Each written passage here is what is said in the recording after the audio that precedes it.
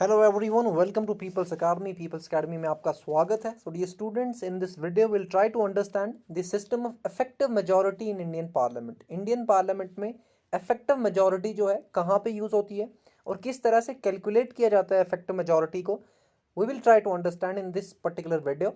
सो video को end तक जरूर देखें और अगर चैनल पर पहली बार आए हैं तो चैनल को सब्सक्राइब करें और बाकी लोगों से शेयर करें। अगर आप एंट्रेंस एग्जाम की तैयारी कर रहे हैं या फिर आप यूजीसी नेट एग्जाम की तैयारी कर रहे हैं तो आप हमें पेपर्स अकादमी यूट्यूब चैनल पे ज्वाइन कर सकते हैं, जहाँ पे हम different mock test videos and different concepts को एक्सप्लेन करते हैं free of cost. So let's try to understand the effective majority system in Indian parliament.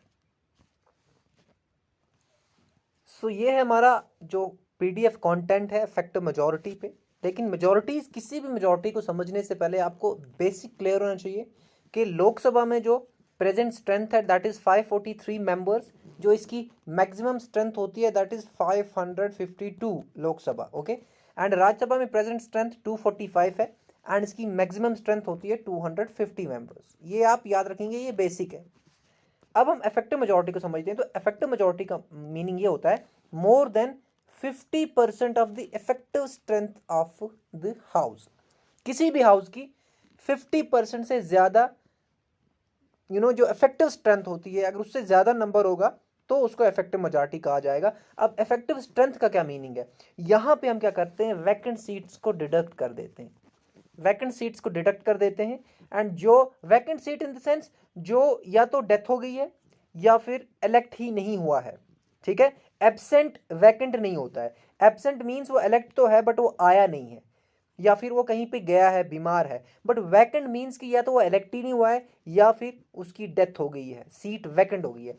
तो जब हम टोटल स्ट्रेंथ में से वैकेंट सीट्स को निकालते हैं, बाकी जो भी बचता है वो इफेक्टिव स्ट्रेंथ हो जाता है। और उसी इफेक्टिव स्ट्रेंथ का 50% से ज्यादा जो होता है इफेक्टिव मेजॉरिटी होता है। अब हमारे पास क्या है कि कॉन्स्टिट्यूशन में इफेक्टिव मेजॉरिटी जहां पे लिखा होता है वहां पे लिखा होता है ऑल द देन मेंबर्स को ही इफेक्टिव मेजॉरिटी यहाँ पे डिनोट करता है। जहां पर भी आपको लिखा होगा majority of all the then members of the house, that means वो इफेक्टिव मेजॉरिटी की बात कर रहा है। अब एग्जाम्पल के थ्रू समझेंगे कि किस तरह से होता है। फॉर एग्जाम्पल 245 मेंबर्स हमारे पास राज्यसभा में हैं।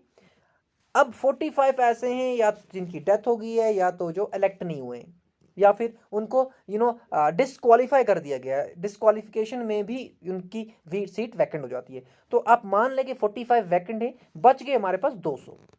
अब ये 200 जो है इफेक्टिव स्ट्रेंथ है। क्या है? इफेक्टिव स्ट्रेंथ अब हमारे पास 200 है, ये वाला 200। एंड इसी को हम ये भी कह सकते हैं ऑल द देन मेंबर्स, ठीक है।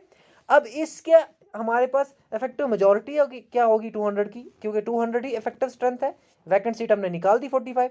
अब इसकी जो मेजॉरिटी होगी, इफेक्टिव मेजॉरिटी, वो होगी 101, ठीक है। क्योंकि मोर देन 50% होता है ना, अगर 200 का 100 होगा तो टाई हो जाएगा, मोर देन 50%, ठीक है। तो यहां पे क्या होता है 50% प्लस 1। हमेशा मेजॉरिटी में आपको यही देखने को मिलेगा कि 50% से ज्यादा होना चाहिए, चाहे एक ही ज्यादा क्यों ना हो, बट 50% से ज्यादा होना चाहिए। और यहां पे हमने देखा कि इफेक्टिव मेजॉरिटी में जब हम कैलकुलेट करते हैं इफेक्टिव मेजॉरिटी को, तब हम क्या करते हैं, हम वैकेंट सीट्स को हम डिडक्ट कर देते हैं एंड बाकी जितनी भी सीट्स बचती हैं उनकी हम मोर देन 50% देखते हैं। लेकिन एक चीज आप यहां पे याद रखना, यहां पे प्रेजेंट एंड वोटिंग वाला कोई भी क्लॉज नहीं है।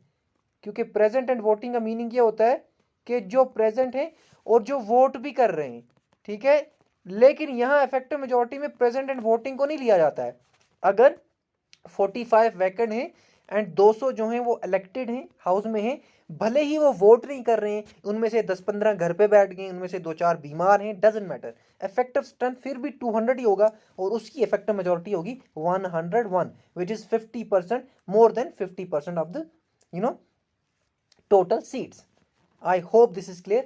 This is effective majority, deducting the vacant seats and जो remaining seats होती हैं उनका more than 50% is effective majority। लेकिन यहाँ पे प्रेजेंट एंड वोटिंग को इंक्लूड या फिर कंसिडर नहीं किया जाता है। यहाँ पे टोटल मेंबर्स को ही लिया जाता है। बस ये देखा जाता है कि जो वैकेंट हैं उनको डिडक्ट कर दो, बाकी जितने भी मेंबर्स हैं उनको कंसिडर किया जाता है। अब यहाँ पे हम एक और चीज देखते हैं कि इफेक्टिव मेजॉरिटी कहाँ कहाँ यूज होती है।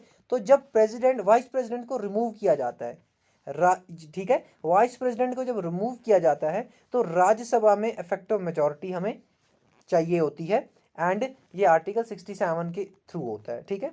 एंड देन जब स्पीकर एंड डेप्यूटी स्पीकर को क्या किया जाता है, लोकसभा या फिर स्टेट लेजिस्लेटिव असेंबली से निकाला जाता है, रिमूव किया जाता है, तब भी इफेक्टिव मेजोरिटी का यूज होता है। I hope this is clear. ये दो केसेस हैं यहाँ पे इफेक्टिव मेजोरिटी यूज होती है, एंड ये था इफेक्टिव मेजोरिटी का concept. I hope this is clear. Thank you so much, have a nice day. मिलते हैं नेक्स्ट वीडियो में एक नए टाइप ऑफ मेजोरिटी के साथ।